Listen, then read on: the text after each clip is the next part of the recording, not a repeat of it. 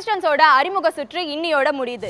இந்த வாரத்துல பார்ட்டிசிபேட் பண்ண இந்த 5 கண்டஸ்டன்ட்ஸ்ல யாருக்கு அந்த best film of the week award போக போகுங்கிறத தெரிஞ்சுக்கிறதுக்கு நான் ரொம்ப ஆர்வமா காத்துட்டு இருக்கேன். ஸோ அதை அனௌன்ஸ் பண்றதுக்கு நம்ம ஜட்ஜஸையும் கெஸ்டையும் மேடை கலைக்கிறேன்.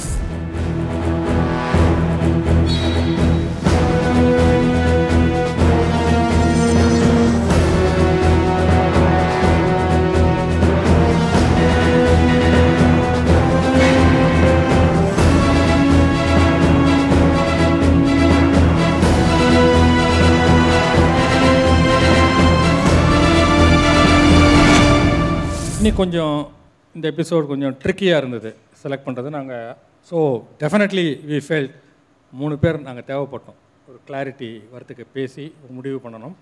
இதில் நாங்கள் குழப்பம் இல்லாமல் எதுலேயும் ஒரு மயங்காமல் எது ஒரு சிம்பிளாக எளிமையாக சொல்லப்பட்ட ஒரு குறும்படம் எது அப்படின்றத வந்து ஒரு முடிவுக்கு வந்திருக்கோம். முடிவை வந்து I request mister Tarun Gopi to. Actually பார்த்தீங்கன்னா இந்த குறும்படங்கள் 5 படம் நம்ம பார்த்தோம். ஆகிறப்ப எங்களுக்குள்ள சார் உள்ளக்குள்ள சில ஐடியா நான் சொன்னேன், இதெல்லாம் பேசினோம். அதில் வந்து நான் வந்து சொல்லணுன்னா ஃப்ரான்ஸ்லேருந்து வந்து பண்ணியிருந்தாப்புல தம்பி, அது ரொம்ப நல்லா இருந்தது. அந்த இது பார்த்திங்கன்னா அந்த ராமேஸ்வரம் மேட்ரு அதெல்லாம் ரொம்ப பிரமாதமாக இருந்தது.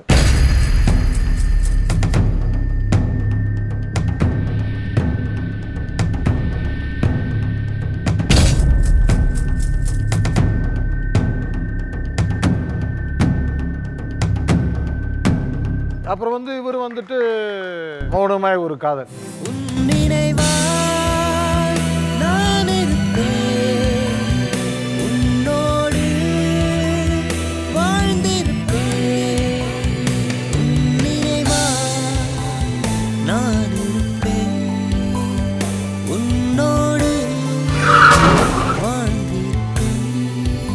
இந்த வாரம் பெஸ்ட் மூவி அதானே.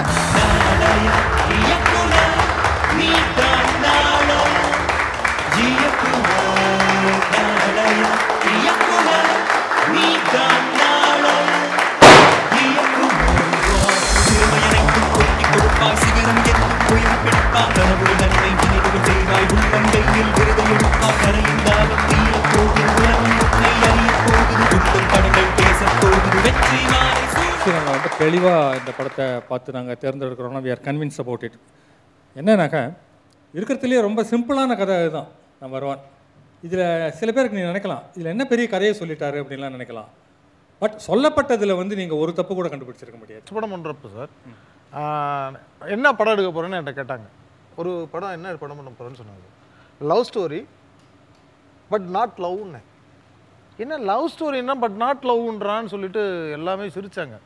ஆனால் அதே மாதிரி தான் நான் திமிர் எடுத்தது வந்து லவ் ஸ்டோரி தான் அது. ஆனால் லவ்வே இருக்காது. 2 பொண்ணுங்க லவ் பண்ணுங்க, ஹீரோவுக்கு லவ்வே இருக்காது. அப்படி ஒரு ட்ரீட்மெண்ட்டில் எடுத்தேன்.